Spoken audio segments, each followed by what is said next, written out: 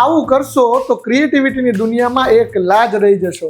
Hello guys, welcome to day 15 of being creative. As we love the idea of one master mind creating everything alone.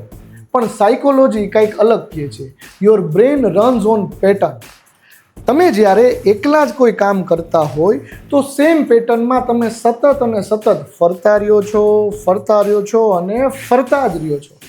પણ જ્યારે તમે કોઈ બીજા વ્યક્તિને તમારી સાથે લ્યો છો તો તમારું જ્યાં વિચારવાનું બંધ થાય ત્યાંથી ઓલા ભાઈનું વિચારવાનું શરૂ થાય.